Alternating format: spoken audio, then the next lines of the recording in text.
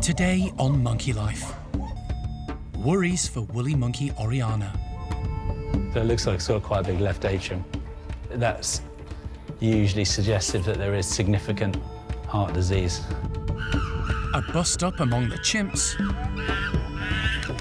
Hananya's definitely got something on his hand, and he had blood in his mouth as well, but I don't really know whether it's his blood or someone else's. And top of the world, the Guenon family try out a new tree in their enclosure.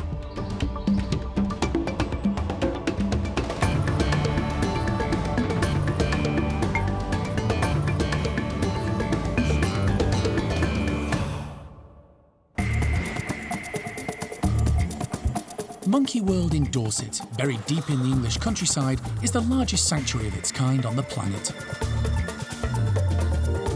The team, led by Dr. Alison, rescue and rehabilitate abused and unwanted primates from all over the world.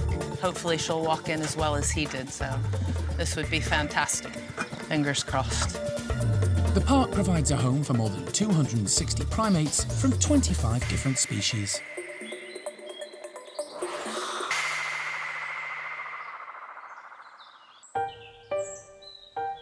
It's been 2.5 months since woolly monkey Oriana had to have an emergency caesarean section.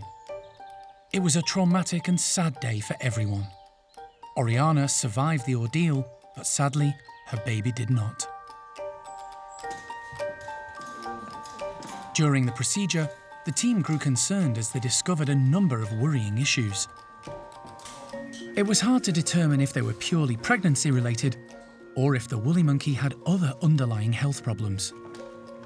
Oriana needed time to recover from the C-section and anaesthetic before any further investigations could take place. Now, the vet team have decided to take another look at her. We had a situation where she had fluid around her heart, she had fluid around her lungs, she had fluid in her tummy, she was very late pregnant. She was a very, very sick animal. And the question is, has Oriana got pre-existing high blood pressure, which is the strong suspicion? It is just a case of looking for as much supportive evidence as you can, as well as trying to get a rough idea of what the blood pressure is. Oriana isn't the only female woolly the vet team will examine today. Her half-sister Olivia, who lives in Levar's troop, is pregnant. The team want to make sure she isn't suffering from the same conditions experienced by her sister. But first up is Oriana, who's been sedated in her house and brought over to the park's hospital. Happy? Yep. The team need to work quickly. Wildlife vet and anaesthetist Nick Masters intubates her while concerned staff watch on. Okay, that is now in. Sounds good. Good girl, good girl. Once Oriana is stable, local vet Dave Harding prepares to perform an ultrasound to check her heart. Light on, that's great. Okay. Straight away, he spots something abnormal. So it looks like sort of quite a big left atrium. That's usually suggestive that there is significant heart disease. Nick monitors Oriana's blood pressure throughout. According to this, she's 87/36. No effusion, Dave? Certainly nothing Nothing grossly obvious, yeah.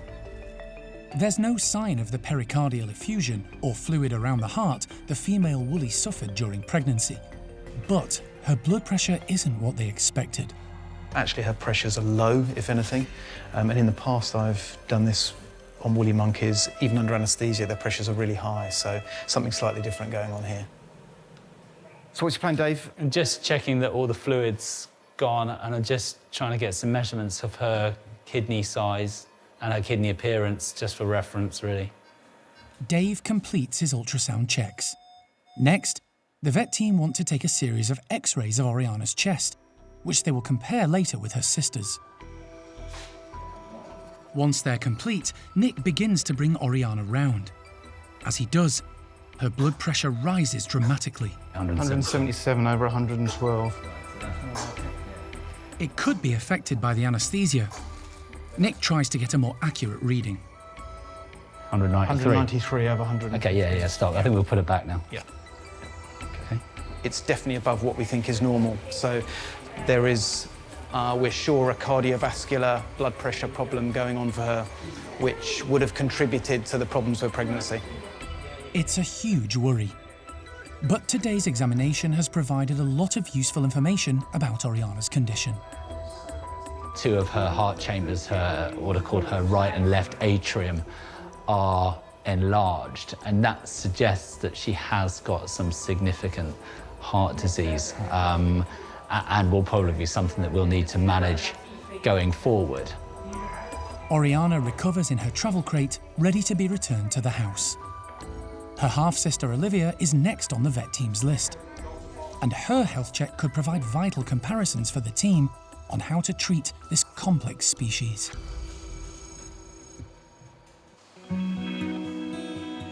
It's been a busy few months for the park's Gibbon team. This morning, Kat and Sean are preparing breakfast for the 10 residents who live here. The Gibbons' living arrangements have had a radical reshuffle recently, following the loss of elderly Lar Gibbon, Ella. It's brought about some unusual pairings.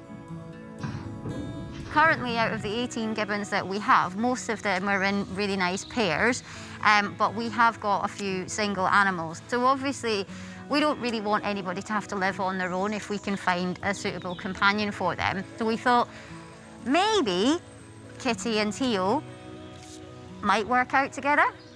We also thought maybe Paul and Fox, although both boys, they are very similar in nature. So we decided to split Paul and Kitty up for a short period of time and start doing some introductions between the other 2 sets and see what actually happens, which kind of leads us up to where we are at the moment. Mixed pairing Theo and Kitty have been getting to know each other indoors over the last 2 months. Kitty is a Lar Gibbon who came to the park in 2001 from the Pingtung Rescue Centre in Taiwan.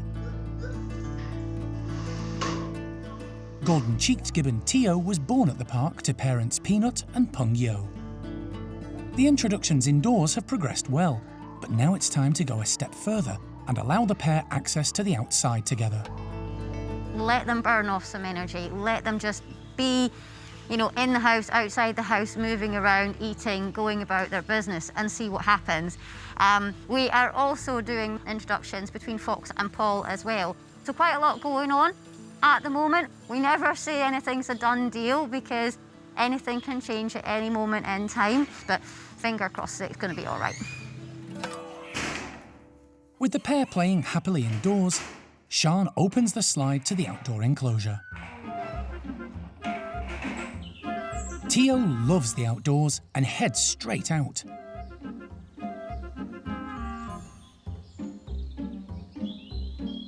Kitty follows at a more sedate pace. Theo is 11 years old and a happy and independent young adult. He's had a wonderful upbringing with a stable family and a fabulous tree-filled enclosure for a home. In terms of behaviour, he's a more natural Gibbon who knows Gibbon etiquette and conduct. Kitty, on the other hand, was hand-reared, making her a bit more human-focused. But the partnership is already showing positive signs. It's been really nice. Kitty hasn't been out as much as we would have hoped. When Kitty has approached Theo, it's been absolutely amazing. He's been doing little spins and flips just to display and show how just fun and active he is. And they've had some really nice just cuddles on the platform. And yeah, just really patient with each other, so it's a really good start to the day. The team will give the pair continued indoor and outdoor access and monitor how their relationship develops. But the signs are good for an unusual but happy partnership.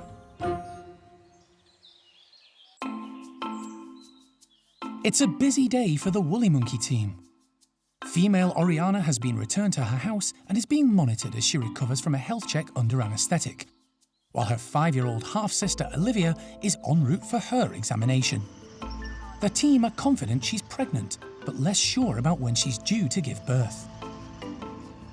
This will be her first baby. And concerned following her sister's experience, The care staff are determined to make sure Olivia's pregnancy runs smoothly. Bearing in mind that there possibly is some genetic issues with woolies that's linked to their high blood pressure, we're just a bit worried that if she's pregnant, she may be going a similar way. So it would be better to try and assess whether she is pregnant now, and then potentially we can try and do something about it to try and sustain the pregnancy.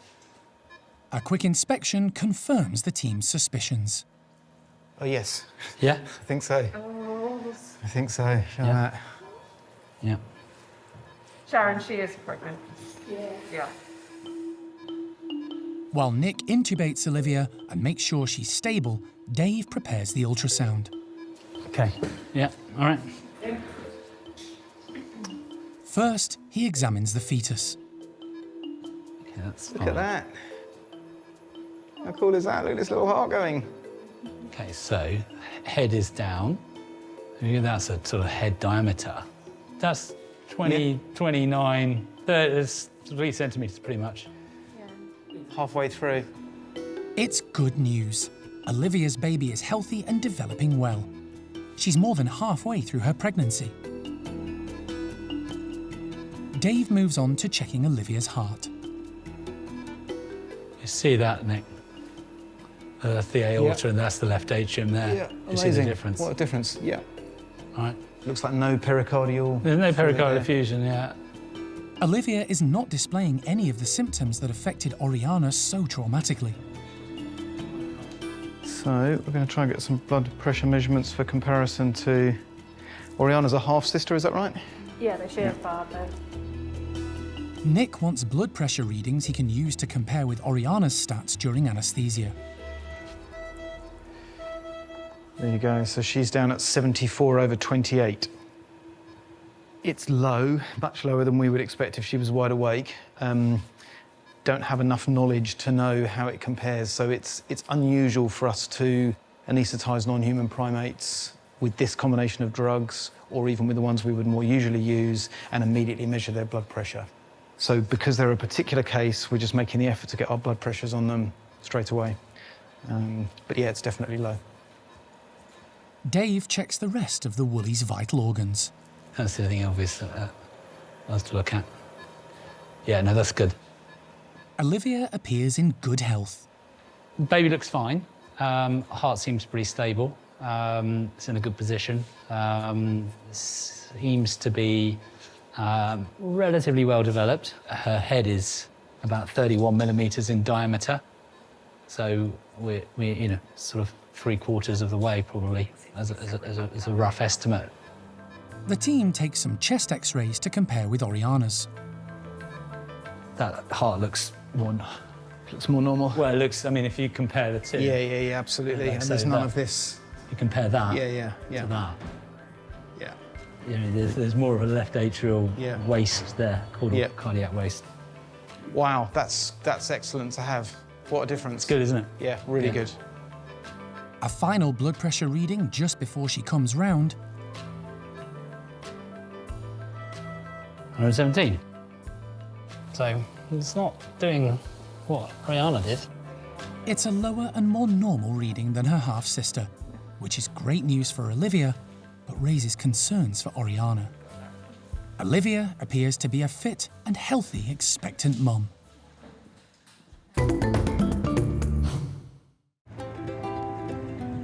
The park covers 65 acres of grounds, including the primate houses and enclosures. It all needs looking after, and that's the job of the maintenance team. The work is continuous, and there's always something new for them to tackle. Today, they're digging up an ash tree growing directly under a series of electrical cables. In the past, they've regularly cut it back to keep it under control, but now they've decided to uproot the entire thing and move it. It's on its way to the home of the park's red-bellied Guenon family. This happy, lively foursome love life in the trees. But they also like eating them, which involves stripping the bark and eating any new buds. Their incredible agility makes it difficult for the primate care team to develop the whole enclosure.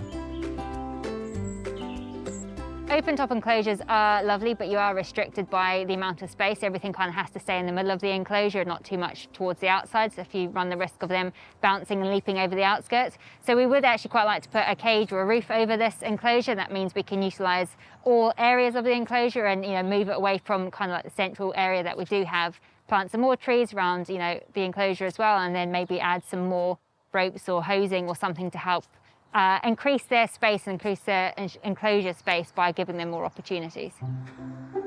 But as that may not happen for some time, the teams have taken care deciding where to plant the new acquisition.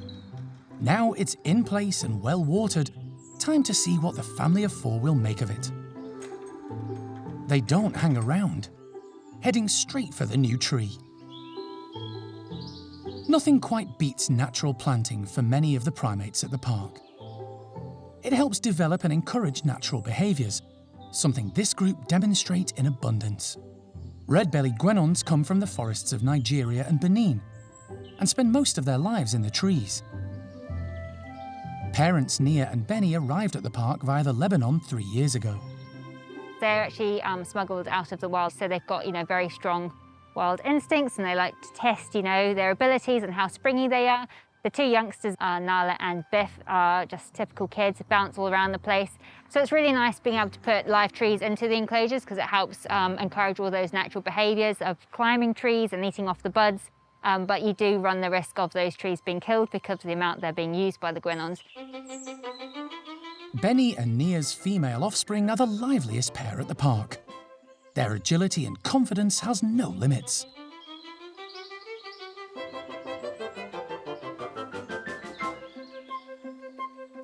They can both leap huge distances and climb to the top of the tallest tree with ease. It's their playground, and they love to have fun together. All four family members find their feet quickly, moving between the new tree and the others in their enclosure as the care team keep an eye on their antics. It's not long before the family decide to test it out further. Not just moving around, but tasting some of the new fresh buds, which contain sugar, fibre and carbs. It doesn't matter how flimsy and bendy the branches are,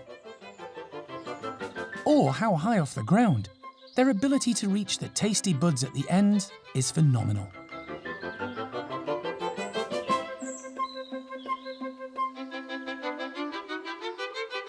Time will tell how long the new tree will survive, but at the moment, it's certainly a hit with the Guenon family.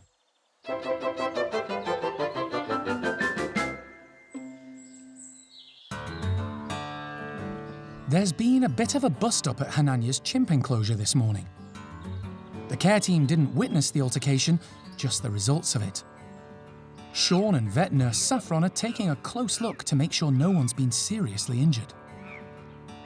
Hananya's definitely got something on his hand, and he had blood in his mouth as well, but I don't really know whether it's his blood or someone else's. Yeah. Cherry looked like she had a split lip and another wound on her hand. Okay.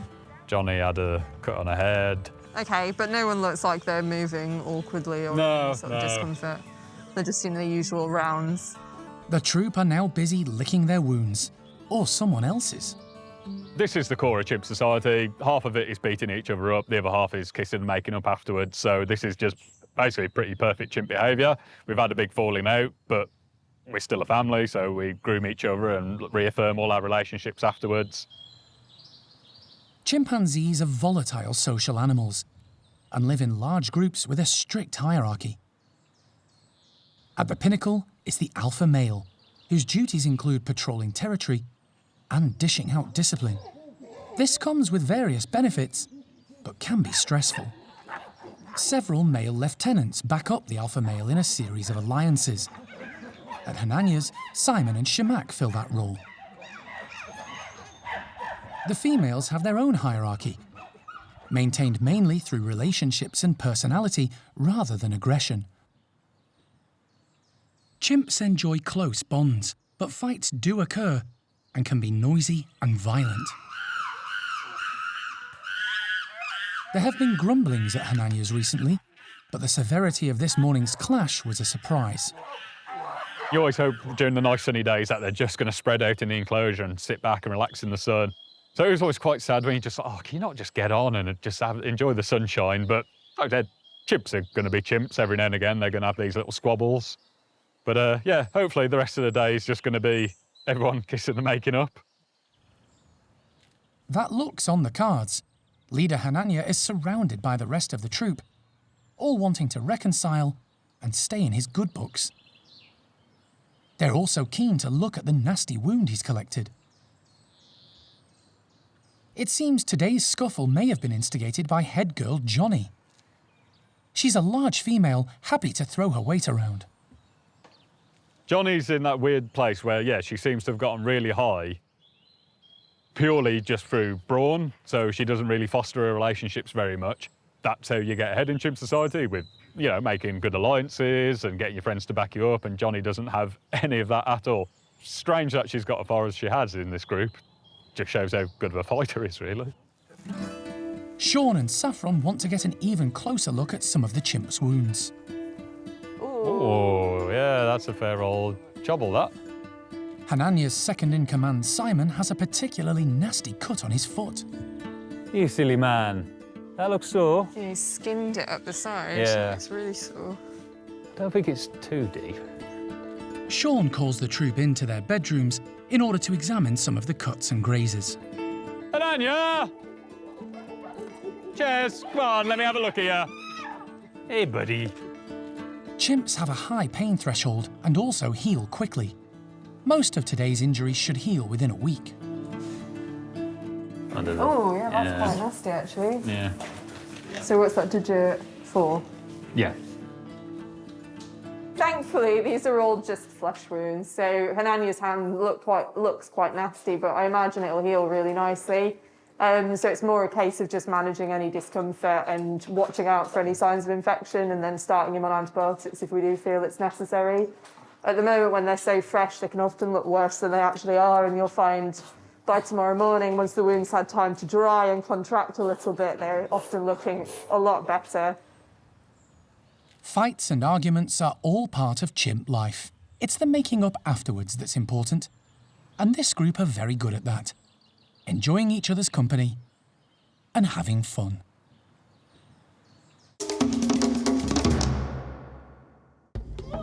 Next time on Monkey Life. A disturbing video of a sick male marmoset results in an urgent rescue mission for Alison. The video clip, it's heartbreaking. Can bring tears to my eyes.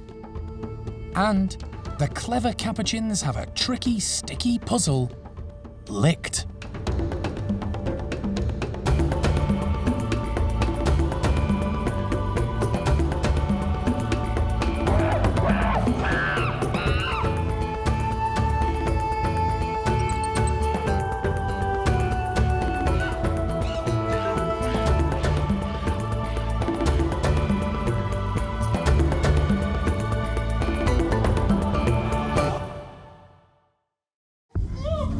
Today on Monkey Life. A disturbing video of a sick male marmoset results in an urgent rescue mission for Alison. The video clip is absolutely horrific. It's heartbreaking. Can bring tears to my eyes. It may be too late to save the male, but Alison's been told there's a female at the same address. We're going to be as respectful as possible, but if that female marmoset's in there, we're having her. And back at the park, the clever capuchins have a tricky, sticky puzzle licked.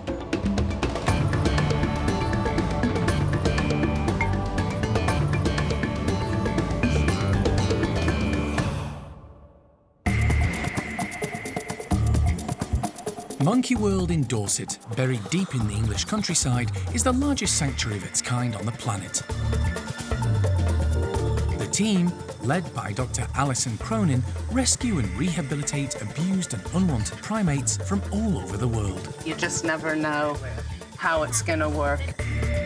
The park provides a home for more than 260 primates from 25 different species.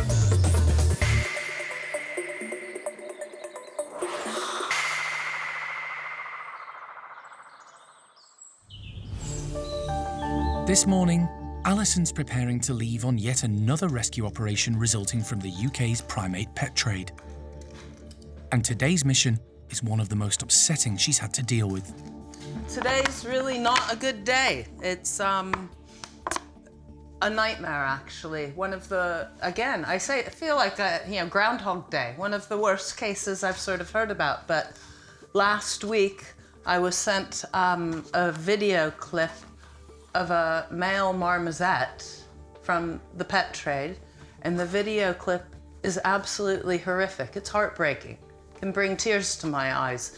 This poor male marmoset was on the floor, sort of unable to lift its head up, trying to eat some mealworms, and just clearly ricketed with bending, broken limbs, and in terrible, terrible condition. The video was sent to Alison by the RSPCA, who were concerned about a pair of marmosets living in a house in Devon. The male marmoset in the video was taken to a vet by its owners, but didn't survive. The health of his female partner is unknown. Where we are today is that a police warrant was sworn last week for the female marmoset, for us to enter the premises, well, for the police to enter the premises and give access to RSPCA and myself to go in and check and potentially seize the female marmoset, but also to see if we can find and locate the body of the dead male. After seeing the footage of the male, called Pablo, Alison wants to do what she can to help the female. This morning, she's heading to Torquay to link up with the police and the RSPCA. It's a 2-hour drive to the town on the English Riviera. The warrants have been issued and all parties involved are meeting for a brief discussion at the police station. Just trying to work out a plan, really, to make sure that it goes smoothly for the marmoset. There's also a dog at the property. And obviously, this is somebody's home, so we're going to be as respectful as possible. It's a short drive to the owner's house, where police officers gain entry. After a brief chat, Alison is allowed in. Hey, little girl. And gets her first look at the female marmoset. It's being kept in a cage in the family's lounge with no outside access. But it does have fresh food and clean water within easy reach. The owner doesn't want to appear on camera, but is happy to talk to Alison. How much did you pay for him? I rescued them. Oh, okay.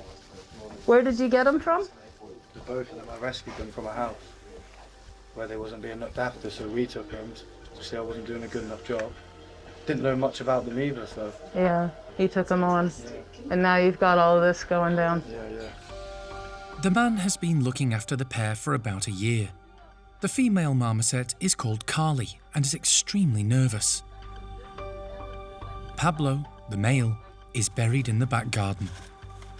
An RSPCA officer exhumes the body so it can be sent for a post-mortem. It's the body of the male marmoset that died, as far as we can make out, around about 5 weeks ago. So that'll now go for veterinary examination to see what it was suffering from. It's a tragic situation, but Alison's focus is on the welfare of Carly. The police are there to confiscate her, but Alison is hopeful she can persuade the marmoset's owner to sign her over to Monkey World.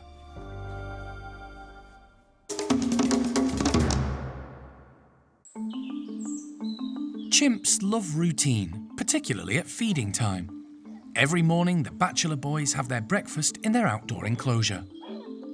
It's also an opportunity to enjoy some fresh air and let off a bit of steam.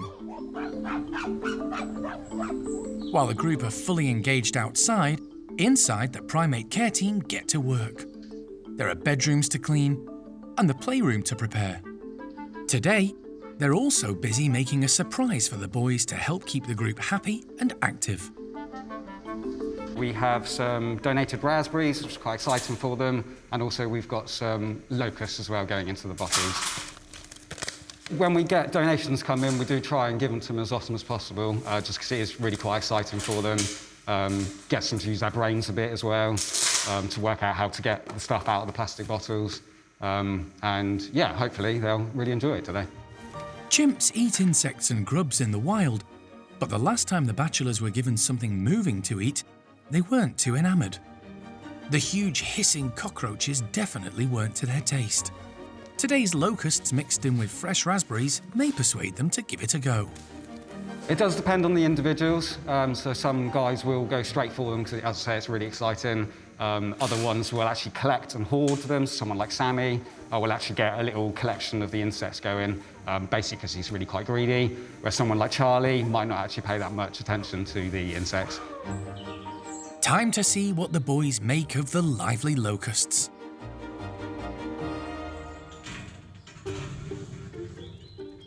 The slide connecting the outside enclosure to the playroom is opened, and the boys waste no time heading back inside. Seamus is in first and runs across to greet Jeff. Hiya, buddy. The rest of the group aren't far behind and immediately spot the clear plastic bottles. Raspberries are a favourite with many of the chimps, and each displays their own technique to reach them. Sammy uses his teeth and brute strength to break the bottle in two. He loves the main course of raspberries, but isn't so keen on the side dish that comes with it.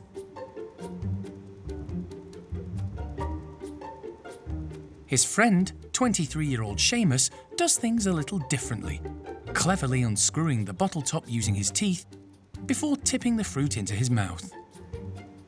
Seamus was born at the park to Mum Cherry after a birth control accident and holds a low-ranking position in the bachelor group. But he's well-liked and a bit of a character. Jester is one of the more dominant boys. He strikes lucky finding a pile of raspberries on the floor and immediately hoovers them up. Most of the chimps ignore the locusts in favour of devouring the juicy fruit. Seamus, however, seems to be playing with one of the insects, holding it between his lips. Once the supply of raspberries is pretty much exhausted, the majority of the group head back outside, leaving some of the lower rankers to mop up any leftovers they can find. Charlie, however, is quite content just to chill out.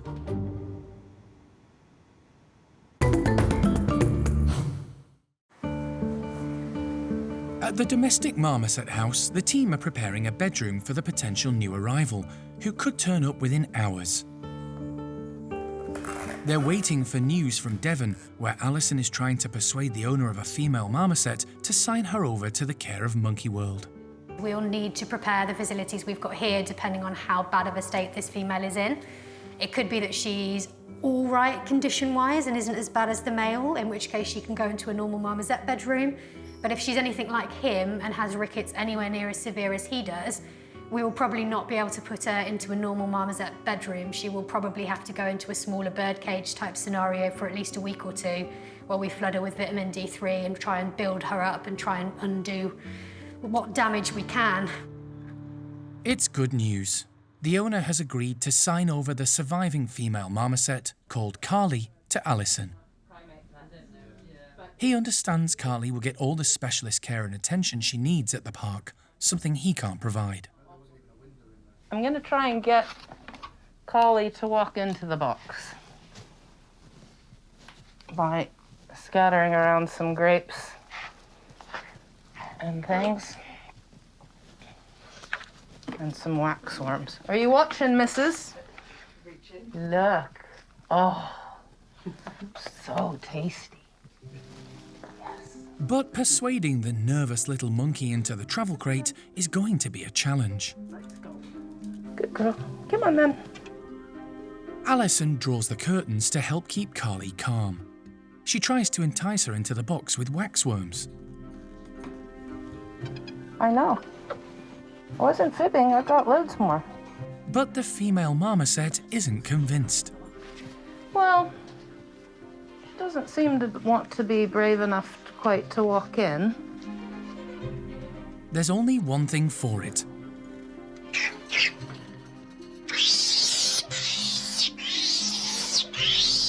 Alison reaches in and quickly grabs her.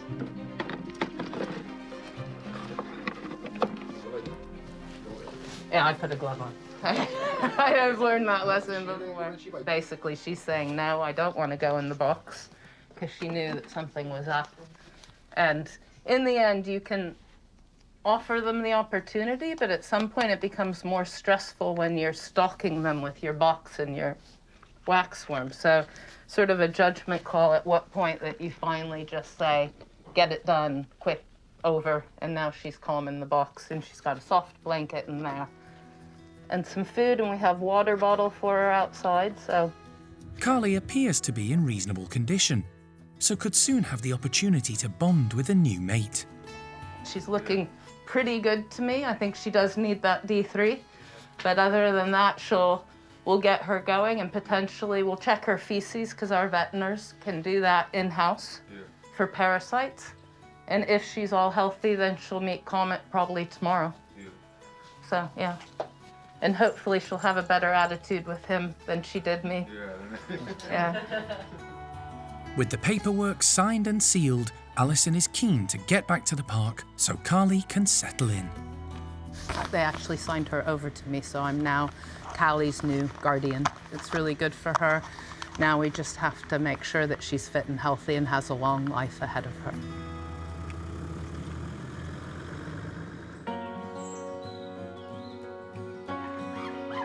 Enriching the lives of the primates at the park is one of the care team's constant and most important undertakings, and it's a continuously evolving task.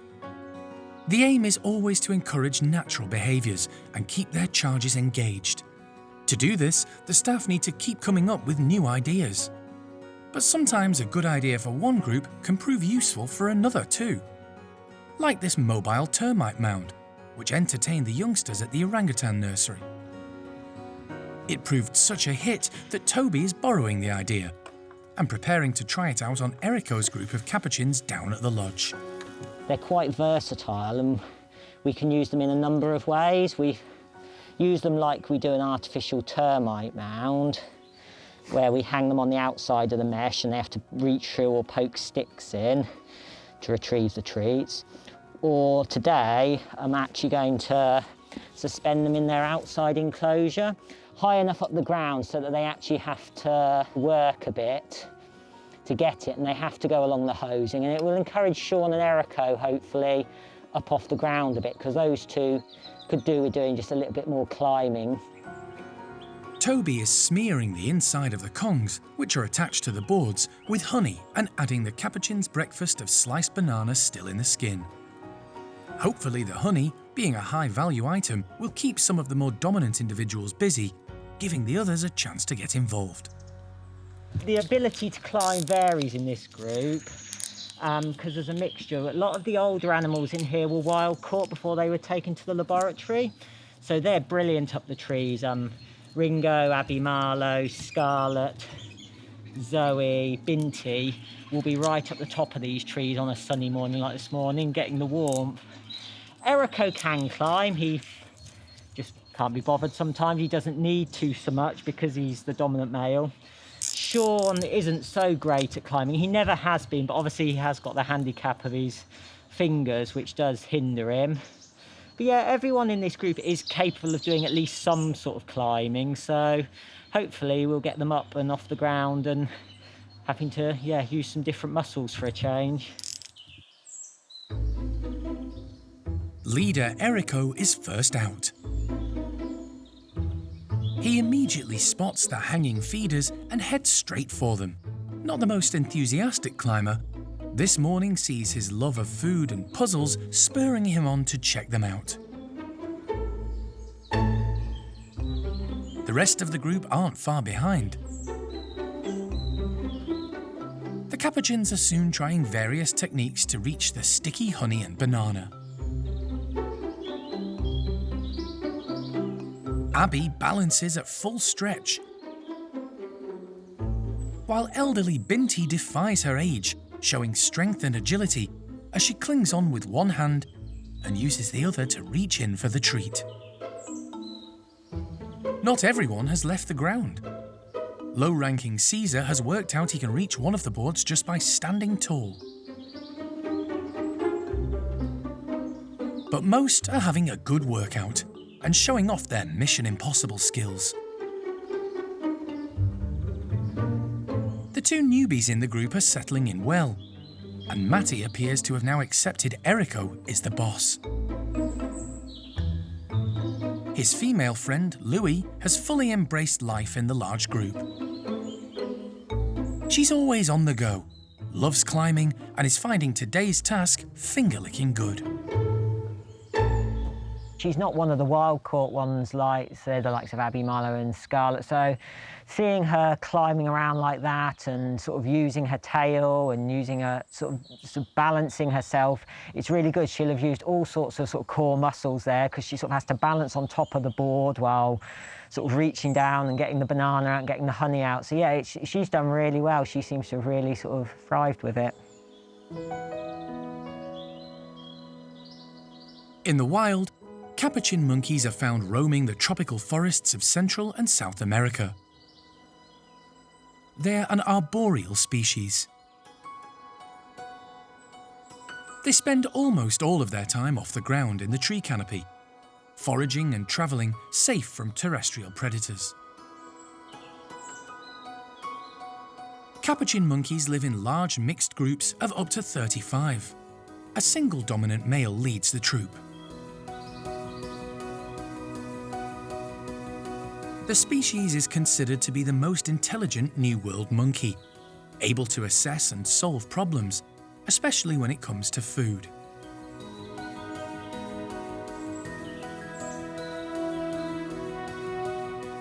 Eriko's group have certainly demonstrated their ability today.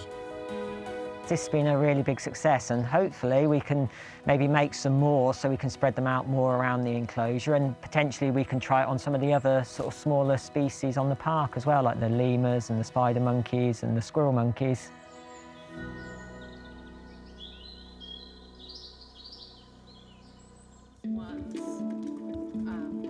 After a long and stressful day, Alison has arrived back at the park from Devon with female marmoset Carly. Primate care staff are on hand and have prepared a bedroom for the new arrival. All right, you're okay. Just set her down for a second. Steph has organised a selection of food for Carly to choose from.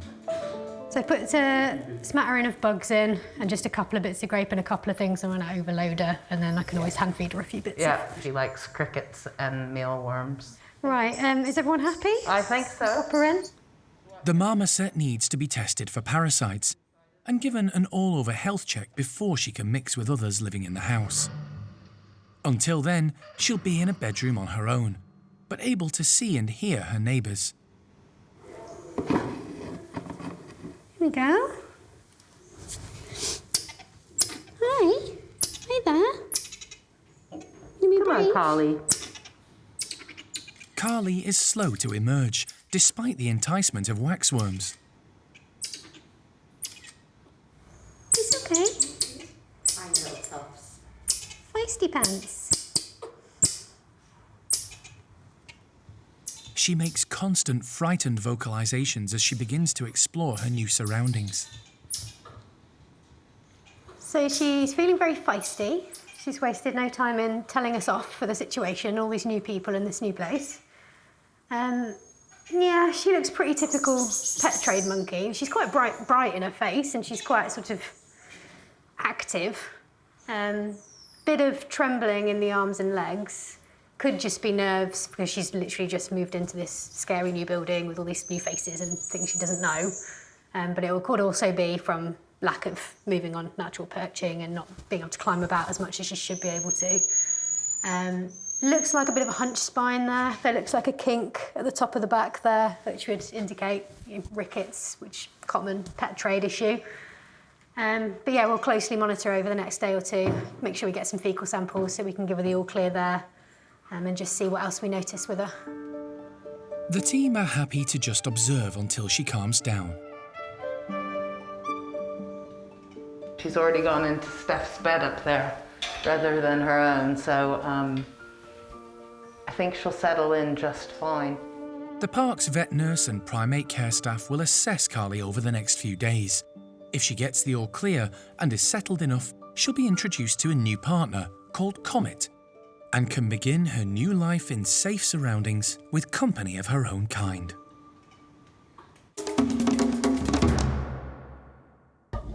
Next time on Monkey Life. Alison takes additional precautions to protect many of the park's residents, following confirmation the global COVID pandemic can also affect apes. If one chimpanzee in Hananya's group gets COVID-19, it's likely that all 17 will. And, just like Dad, little woolly Leroy shares a strawberry breakfast with Father Levar.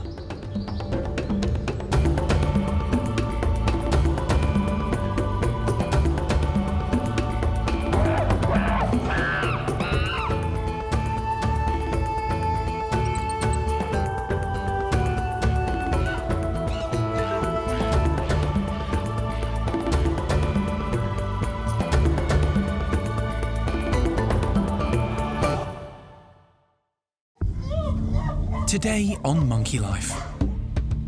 Alison takes additional precautions to protect many of the park's residents, following confirmation the global COVID pandemic can also affect apes. If one chimpanzee in Hananya's group gets COVID-19, it's likely that all 17 will. More tests for bachelor chimp Gypsy as his mystery condition worsens. It's the sort of picture you see in people that have like a chronic bronchitis. What on earth has caused that, we don't know. And, just like Dad, little woolly Leroy shares a strawberry breakfast with Father Levar.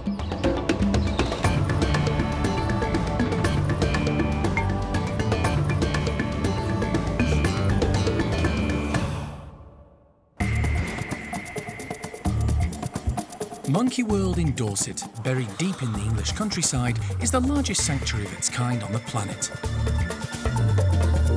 The team, led by Dr. Alison Cronin, rescue and rehabilitate abused and unwanted primates from all over the world. Hi!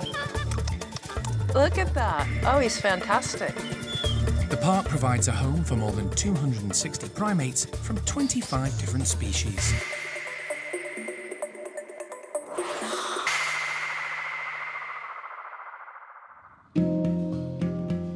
The impact of the COVID-19 pandemic has resulted in a tough couple of years for everyone at the park.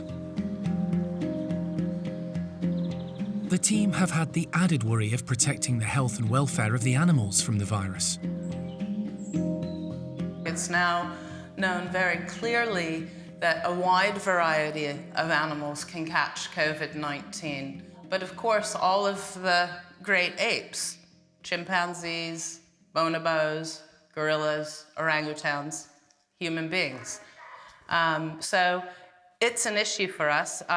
We also have a lot of older, more vulnerable apes here at the park, and we know that the elderly are more susceptible to COVID-19 and the effects of it than younger individuals. So all of those things just make me terrified.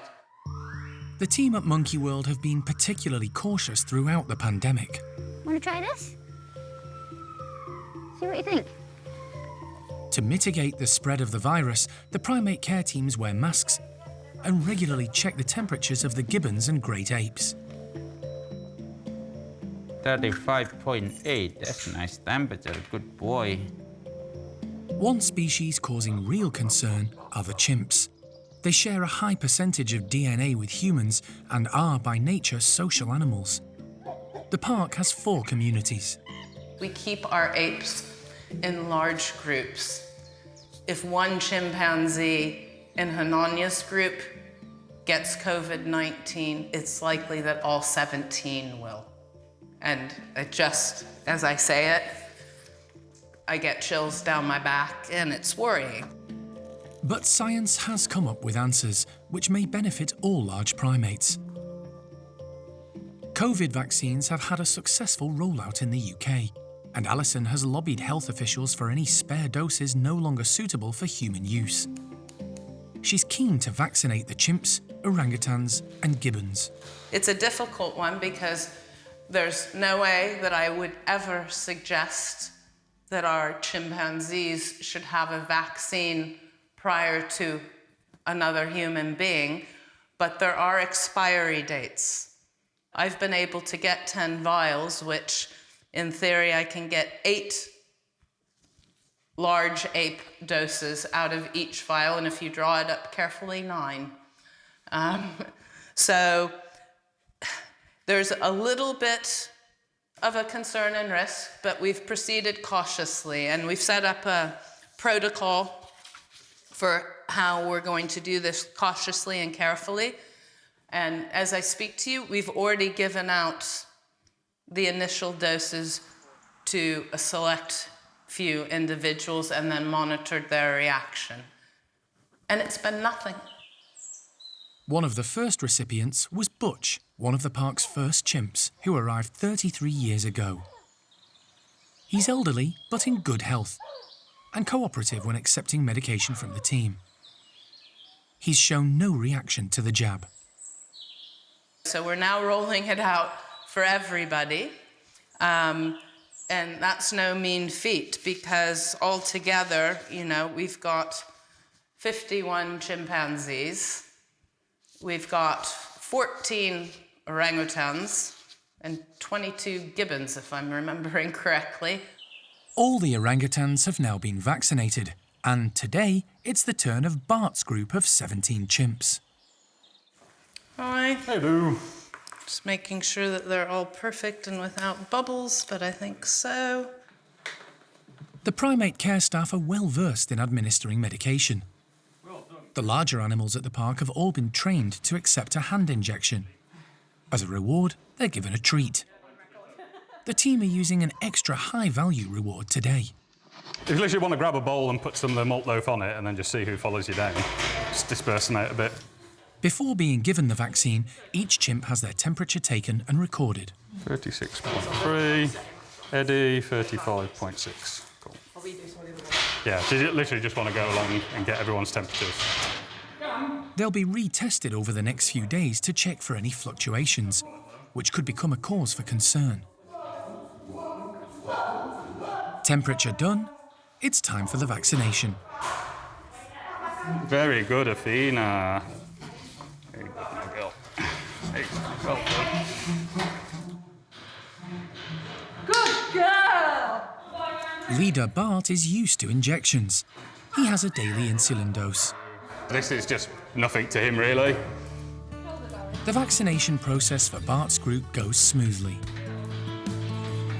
Good girl! Well done. Good girl! Yeah, it wasn't horrendous, so pretty solid with the actual injections. It's just, yeah, certain individuals, not mentioning any names, Gamba, just trying to get in the mix all the time. Obviously, with this group, some of them are getting older, some of the younger ones are up and down, so just our regular day-to-day stuff can go a little bit awry because the hierarchies are shifting. But when you walk down a corridor with some malt loaf covered in jam, gets some people a bit too excited, doesn't it, mate? Quite happy with them. Over the next few days, the rest of the chimpanzees will receive their vaccination, and all will be monitored for adverse effects. Along with the team's safety protocols, the primates now have an added level of protection against the effects of the virus.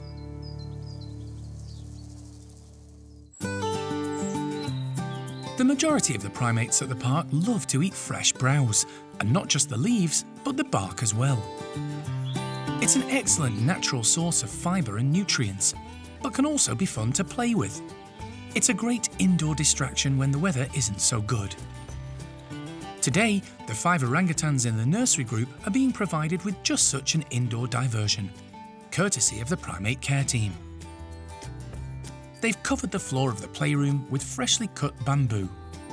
Bamboo, pretty much something that they don't really sort of eat, really. They like it, just use it for playing, building nests, and just something to muck about, something just to entertain them.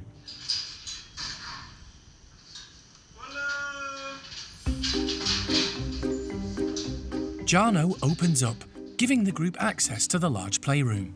A scatter feed has been mixed in with the bamboo to keep them fully occupied, and the young orangutans demonstrate their appreciation.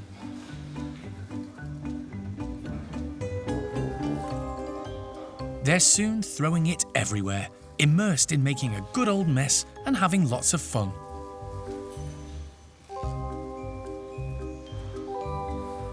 True to form, however, Oisin has her mind on finding food and methodically sifts through the bamboo, searching for every morsel. Rika is developing a taste for the fresh green leaves. Like many young males, Bulu Mata has a more gung-ho approach. Up goes the bamboo as he launches it into the air to forage underneath. The technique needs a little fine-tuning. He ends up wearing much of it. Youngest in the group, 6-year-old Mimi, is growing up fast. She's really independent young lady, so she spent lots of her time on her own and chilling and just enjoying any enrichment and thing that we offer her. Both Mimi and Rika are given a contraceptive pill, as 12-year-old male Sylvester is reaching adulthood. He'll soon be developing the huge facial flanges associated with full-grown adults and will need to move on from the nursery, which is why Alison is actively looking for a new home for him. Despite Bulu's juvenile sense of fun, he too is heading towards adulthood, and it's not possible for two large male orangs to live together without coming to blows. But for now, they're still enjoying each other's company, being teenagers and having fun.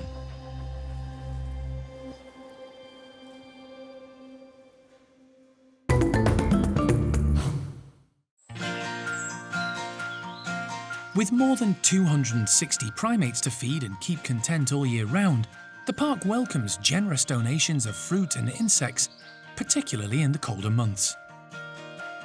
Winter management is always more challenging because there's less for them to do out in the enclosures, less foraging for bugs and sort of browse and things like that. So being able to kind of just throw out some nice treats for them throughout the winter definitely does kind of, just keeps them in higher spirits, and they certainly get a lot of enjoyment out of some nice extra treats that they wouldn't normally get.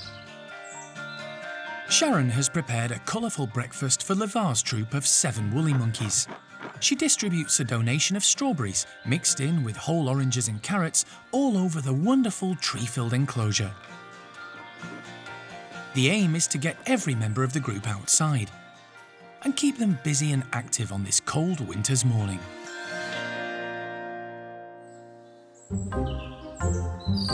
The troop pile out en masse.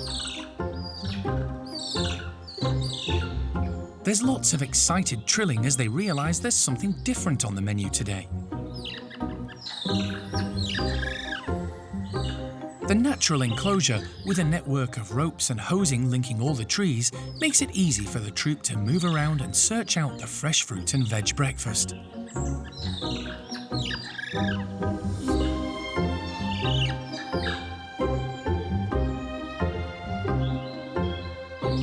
Five-year-old Cosmo is enjoying the strawberries.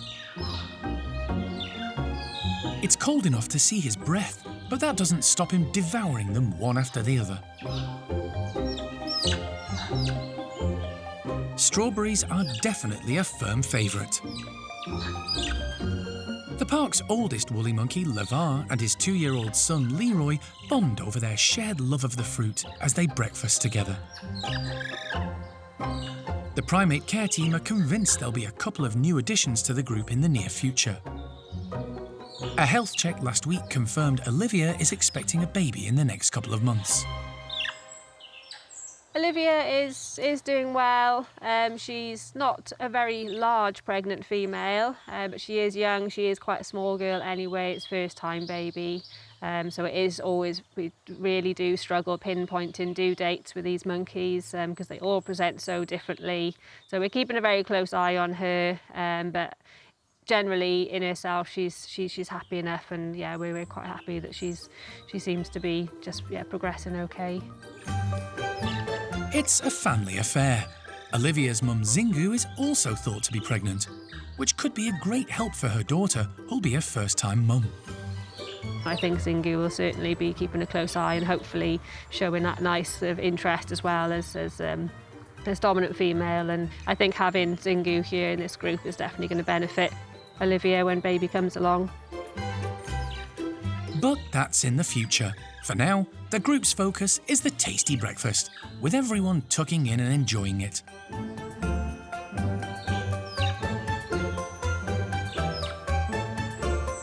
Including the local wildlife.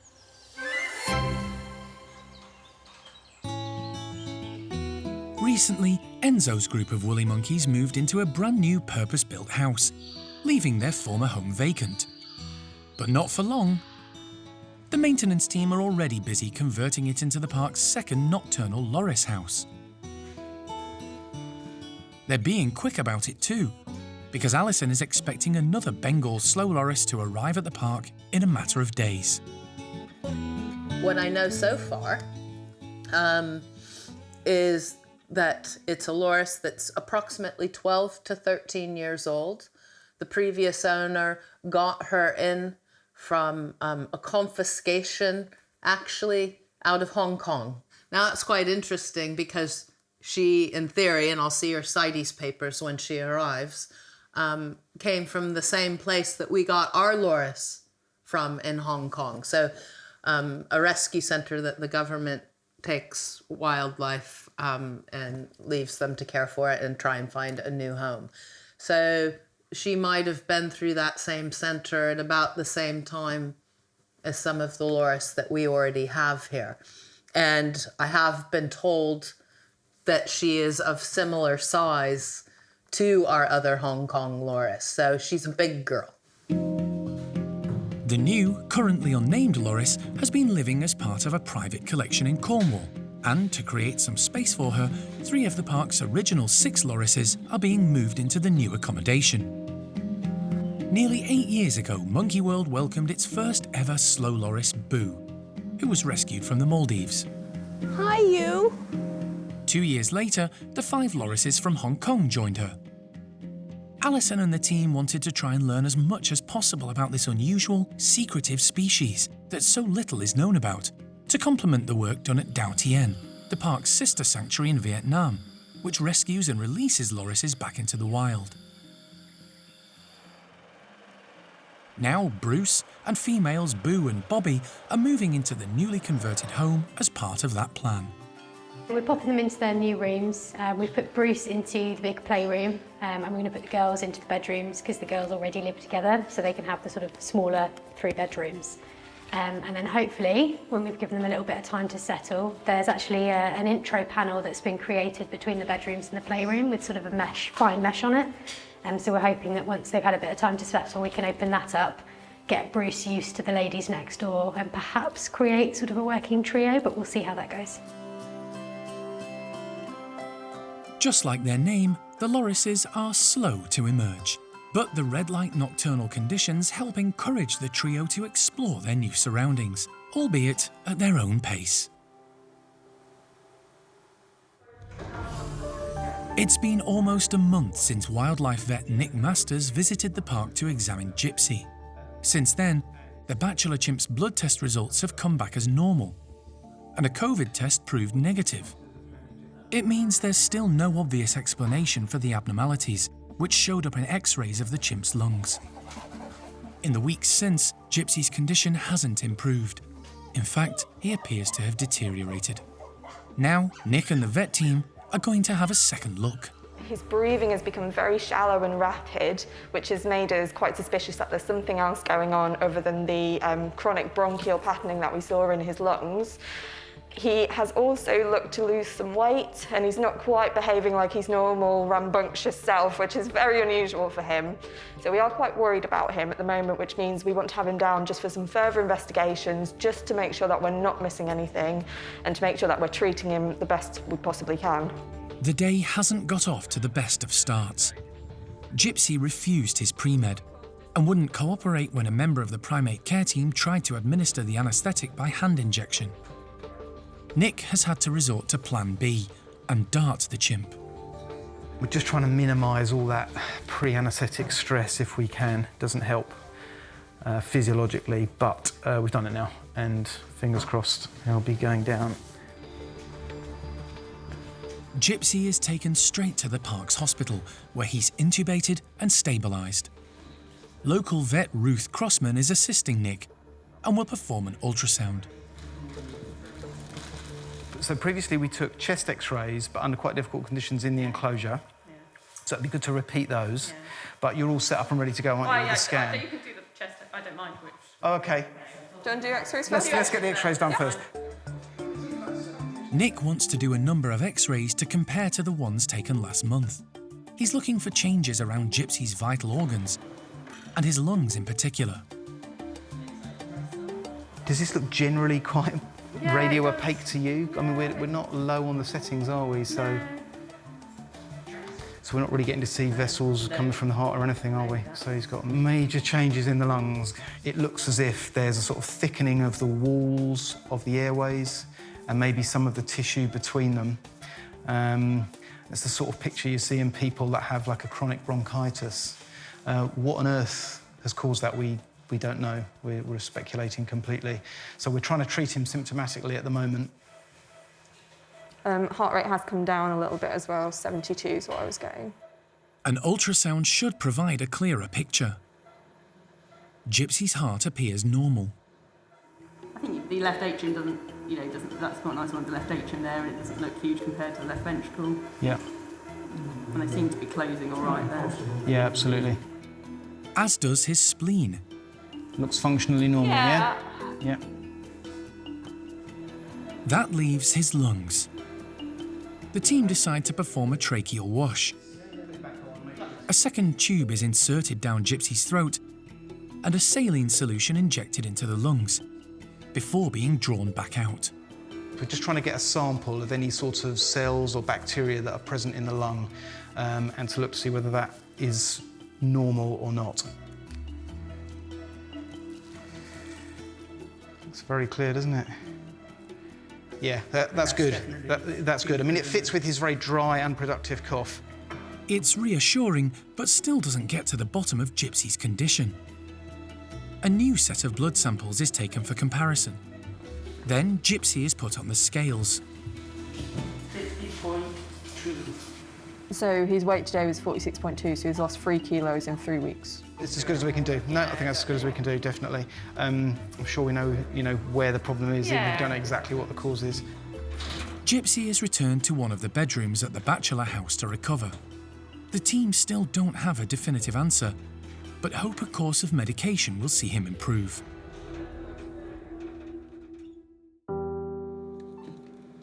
But a few days later, their optimism was dashed. Due to a long-term health condition, Gypsy had also developed the autoimmune condition Crohn's disease, and nothing further could be done. The terrible but important decision was made to let him go. The team will miss him. Just devastating to lose him. Just getting food into him became a bit of a nightmare. He just had no desire to eat, and we were looking at this very emaciated chimpanzee, and he needed food to get through it, and he just didn't want to do it. He was just losing the will, we think. There was an awful lot wrong with Gypsy, so as heartbreaking as it was for us, it was absolutely the right decision because we just wouldn't have got him through it, and he was quite clearly suffering. So, yeah, it's just a horrible, horrible time for everyone involved, really.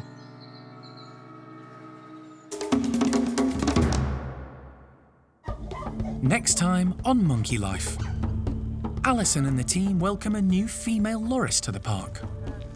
She doesn't have a name right now, so I'm just calling her, and we're just gonna have to try and think up a name and get to know her. And a log lifting workout for Dodger the Capuchin.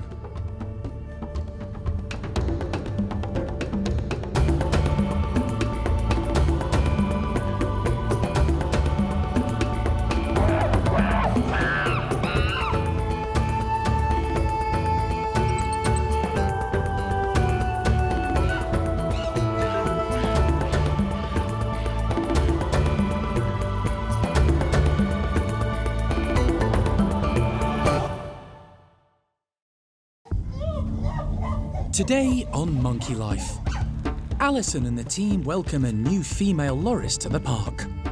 She doesn't have a name right now, so just calling her her, and we're just gonna have to try and think up a name and get to know her. There's also a tiny new addition at the Woolly Monkey house. This is baby number 5 for Zingu, and she's had fantastic success with all babies. So yeah, she's just taken it in her stride. And a log lifting workout for Dodger the Capuchin.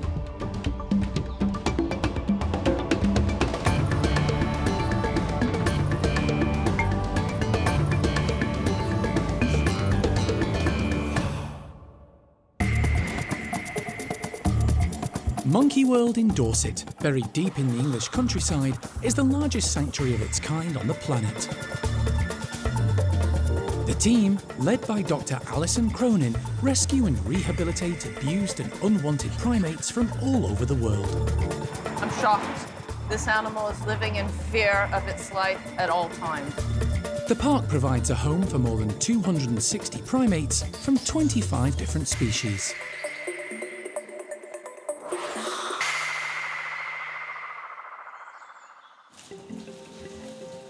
It's a big day for the park's group of lorises. Alison is awaiting the imminent arrival of a female from a private collection in Cornwall. I was approached to take on the loris to give her a better life and potentially companionship of her own kind. So that's all good. I've allowed the loris to be delivered here, which is not usual. So anytime this morning, she should be being delivered by 1 or 2 people. And hopefully I'll get a chance to speak to them a little bit more about her.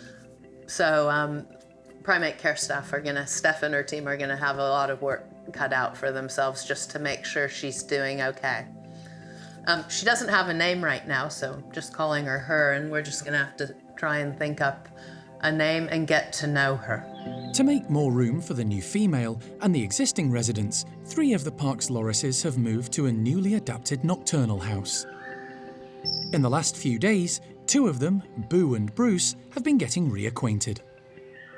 They lived together a few years ago before being separated. The other female, Bobby, is in her own bedroom for now, while the primate care team carefully monitor Boo and Bruce to see how they get on. Elle feels the process is progressing well. This is like the most positive I've seen Boo in an introduction. Also watching with interest is Dr. Marina Kenyon, director of Monkey World's sister sanctuary in Vietnam, who has experience of working with lorises. They've been so good together. He was so gentle this morning, and he's been so nice. He's grooming her. He's very steady, as it naturally would be in the wild when they'd come and meet and assess. So it's really lovely. It's all looking positive, which is just as well because the new addition has just arrived. Hiya. Hello, how are you doing? I'm good. The unnamed loris is thought to be around 12 to 13 years old. Hi, you, missus. What's she like? Pretty laid back. She is a very laid back look, especially from what I've heard about your ones. They sound like them a bit feisty at times. Well, right? one of them I've named Axl Rose. Oh, lovely. Does Yeah, that sum us? No, he's full on. He's full on, and he's a bit of a handful. Alison wants to take the new arrival to the original loris house as quickly as possible. Unlike her new housemates, she won't have experienced reverse lighting conditions. Lorises are nocturnal, so she would normally be asleep now and awake at night. The park's special lighting means their lorises are the opposite, allowing the primate care team to feed and monitor them during the day. Steph puts the travel crate into the bedroom and opens it up. But the new female stays put. Lorises can be stubborn, so it's going to be a waiting game while she gets used to the sights and sounds of her new home. After a winter storm wrecked one of the enclosures at the domestic marmoset house, the team decided to seize the opportunity, not just to rebuild, but to redesign as well. With marmosets still arriving from the UK pet trade and more on the waiting list, every inch of space is vital. This new design is for 2 enclosures, which can and will mostly be used as one space. It's linked by a series of tunnels, making it easy to split if needed for a new arrival. Today, Ruby's family of 6 are going to give it a test run. It's pretty exciting. They have been trapped inside for a little bit because there's been some damage to the enclosure, and I can see they're already pretty excited to come outside as well. They're a lively bunch and appreciate all the space. They're quite chaotic. Ruby is obviously the boss. She's quite easily the biggest, and she will jump in front of the others and give a couple of tellings off. Oscar's very quiet, keeps to himself. He's happy just mooching around doing his own thing. The kids are everywhere. They're very hard to tell apart. They do look very similar at the moment, so trying to spot them and tell them apart can be quite tricky. They don't normally need much encouragement to explore, but just in case, Ali is putting out some of the family's favourite insects and grubs. My plan is to put waxworms, some of the insects that they really enjoy, mealworms as well, into these holes. Yeah, there's a few in there that will work. And then they'll just come down, have a forage, gives them an excuse to come into the enclosure so they're not too nervous. And it's something that they can benefit from. Go on, guys. The main tunnel to the enclosure is the same route the marmosets are used to. But there's an additional access point, and everything else is completely new too. It stops Dad Oscar in his tracks. Mum Ruby is less cautious and barrels past her mate to check things out. Their somewhat unlikely relationship has unexpectedly resulted in 2 sets of twins, Merry and Pippin, and their younger siblings, Bilbo and Frodo. Dad's still watchful and hanging back, but the kids are determined to investigate and are straight off exploring their new surroundings. Learning new access routes and how to get from A to B can be daunting. But the majority of this marmoset family take everything in their stride. Even Oscar has ventured further out, although he's still a little wary. One of the youngsters is already checking out the insect-filled log Keeper Ali prepared for them. I think it'll give them a good week of trying to figure things out, work out where things are, and then as soon as they've done that, we'll come in and change something, we'll add something different, and then they'll have to start all over again, which is part of the fun of doing this. But for now, Ruby and her family are enjoying exploring their new 2-in-1 home.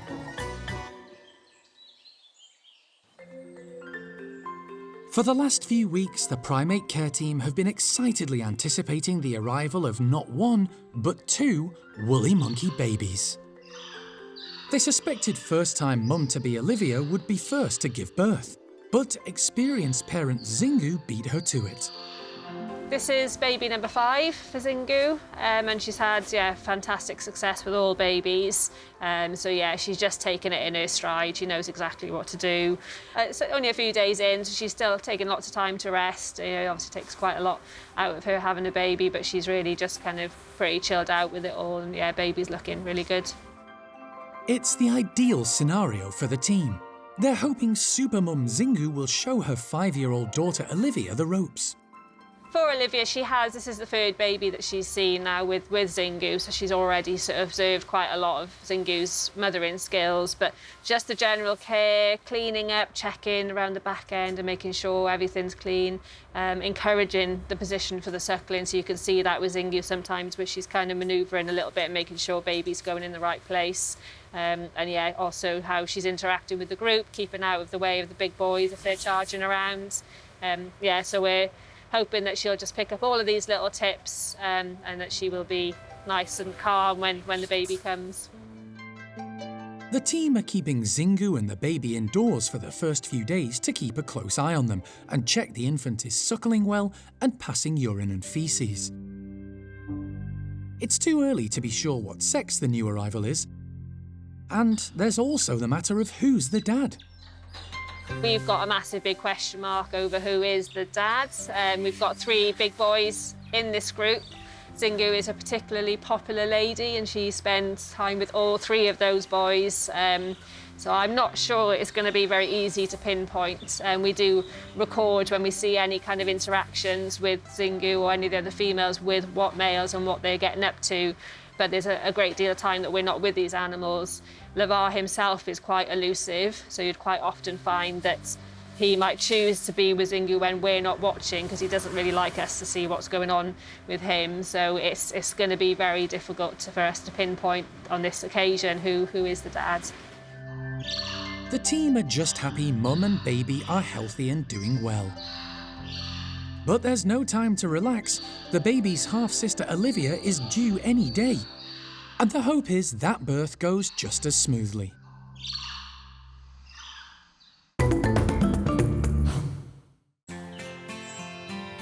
Two of Monkey World's more recent arrivals have had a busy 6 months settling into life at the park.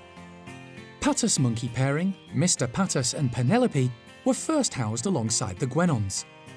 Now they've moved across the park to a permanent home they can call their own, with a lot of noisy neighbours. Yeah, they're doing very well down here. They've got the capuchins opposite them, which adds for a bit of entertainment.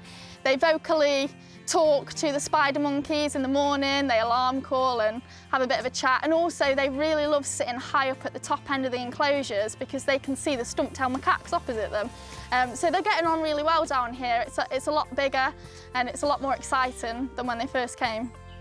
The pair, rescued from a zoo in Wales, were extremely nervous when they first arrived. Since then, the primate care staff have, slowly but surely, built up a good relationship with them both. They actually wouldn't even make eye contact towards us. We'd quite often find that when we went in the same house as them, they'd go off in the corner and hide. So it's been hard work to even get them to, look at us, come towards us, let alone take food off us. So it's been quite the achievement.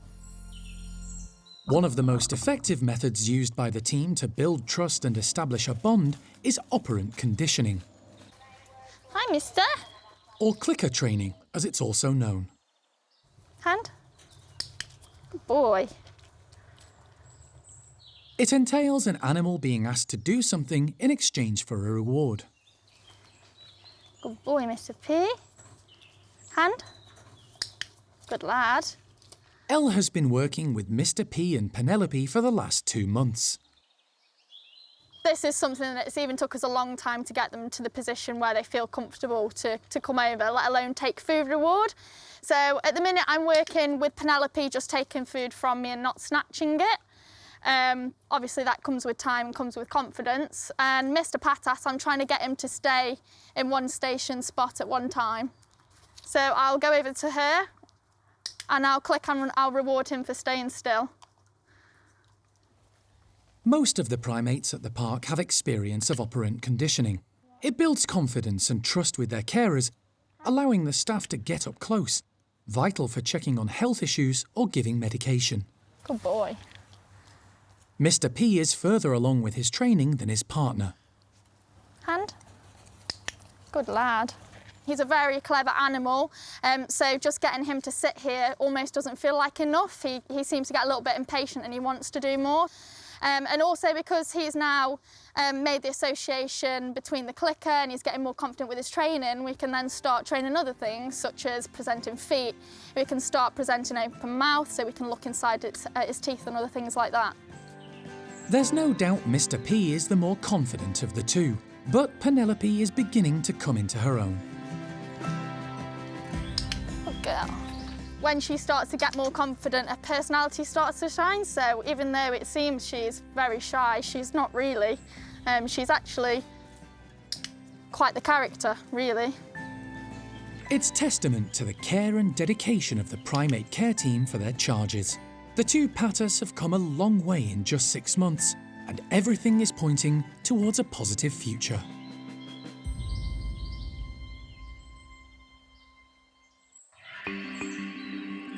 Across the park, there's been a bit of a falling out amongst one of the Capuchin groups. Hello. Are you coming here, Dodge? Life had been running smoothly for new arrival Dodger, but last week he had a major altercation with Gizmo and his 5 ladies. It's led to Dodger having to move house and join a different group. Dodger is a very energetic animal, and he kind of seems to be getting quite frustrated up here and unfortunately taking it out on some of the other individuals in the group. And, you know, Gizmo does have a lot of social issues anyway, and he's not really coping with that change too well either. The park's Capuchin complex is home to 3 different groups, as well as a trio of spider monkeys. Donna knows the dynamics well, and after a lot of thoughtful consideration, decided Winslow's group of 16 would be the best fit for Dodger. So we're moving Dodger down to the Capuchin complex in the hope that Winslow's troop don't have too many political things going on at the moment, so we're hopeful that Dodger might slip in there okay. Dodger is being given plenty of time to settle down and get used to his new surroundings, which are bigger and noisier than anything he's experienced previously. So far, he's taken everything in his stride and has met quite a few new housemates, including leader Winslow. Now he needs to meet the remaining members of the group and experience the outside area of his new home. We're going to let Dodger out into his new enclosure. So it's much bigger than any enclosure that he's been in before. It also is open top, so it doesn't have a roof. So to you and I, that seems like not a big deal at all. But for him, he's always had something over his head, whereas now this is really open. It's much higher than anything he's seen. And there's lots of other things going on as well. So really exciting for us, and hopefully it'll be exciting for Dodger as well. Donna is distributing a number of rotten logs to encourage him. They're full of grubs and insects, perfect for foraging. And he'll be joined by 5 other members of the troop to show him the ropes.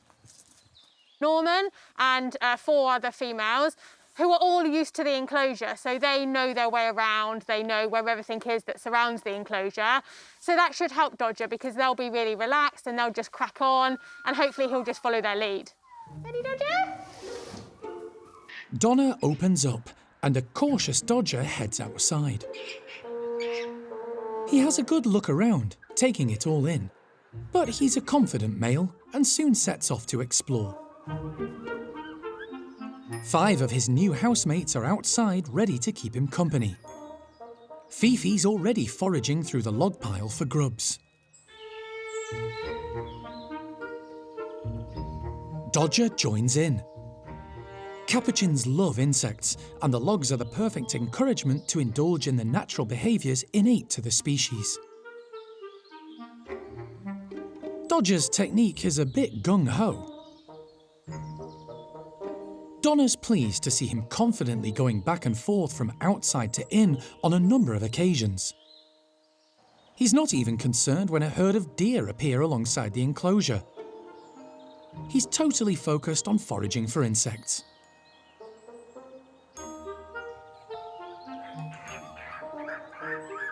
Even the noisy neighbours in Franco's group next door don't faze him. It was like he'd always been in there. He loved it. He was using all of the areas.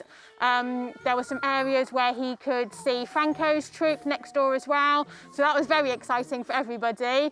So this is another step forward. He can run around, burn off some of that energy, and it should be really good for him.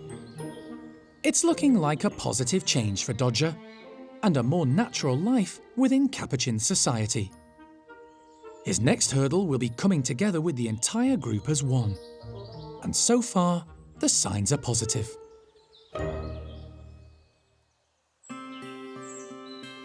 A few weeks ago, the park's maintenance team moved a large living ash tree into the Guenon family's enclosure. They absolutely loved it. So much so, they ate all the new fresh buds and started stripping the bark. The primate care team have decided to step in to give the tree a chance to recover. They've opted for a distraction technique, distributing lots of newly pruned fruit and willow branches covered in buds and catkins around the enclosure. We've put out some pear and apple branches that have started budding. You can see all the little buds on here. And the guenons are going to absolutely love these. They're going to be really tasty. They've also got a bit of spring in the branches, so the kids are going to have a lot of fun bouncing around on these. Hopefully it'll keep them busy, because they are so active and so energetic that we need to keep them as occupied as possible, otherwise they could get a little bit bored, which is why we try and do stuff like this as much as possible. The team have piled the branches on the platforms, creating small thickets for the family of 4 to investigate and forage through. I'm very excited to see what they get up to with these branches and these buds that we've put in. I can guess that they're going to eat them and throw them around the enclosure, but it'll be interesting to see if they do anything new with them that we haven't seen yet. We'll have to wait and see. Come on, guys. The family head out together and make straight for the browse. Parents Benny and Nia share a close bond, despite their 2 hyperactive daughters taking up a lot of their time. But this morning, the sight of all the buds and flowers has captured their full attention.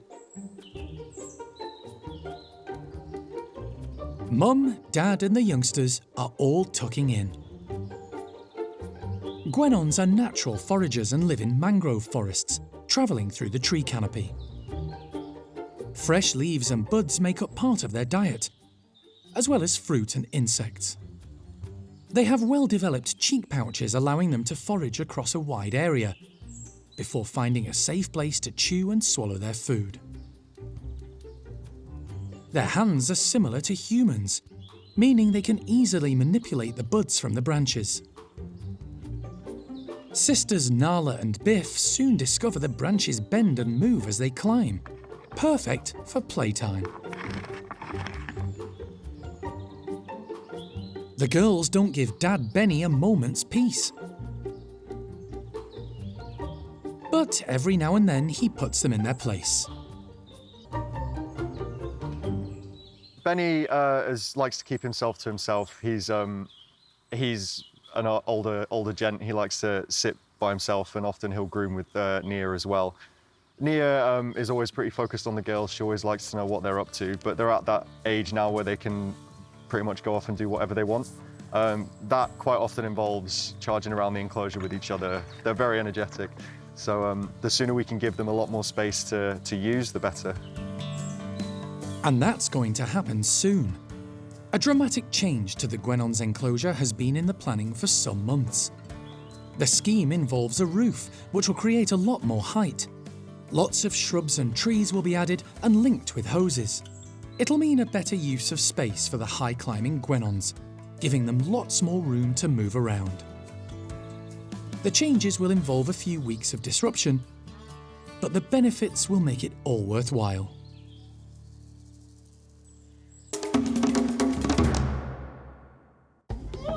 Next time on Monkey Life. Alison travels north to collect a female marmoset whose owner has died, leaving her in the care of a neighbour. Wow, look at that breakfast tray. That's enough to feed an army of marmosets. It's the variety. And Zingu's baby ventures outside for the first time.